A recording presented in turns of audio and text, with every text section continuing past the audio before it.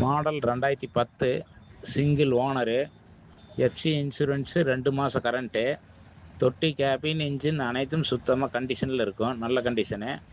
புக்கை சரண்டர் பண்ணி கொடுத்துடலாம். 2,20,000 கேட்குது. யாராவது வேணுங்கிறவங்க கூப்பிடுங்கண்ணா.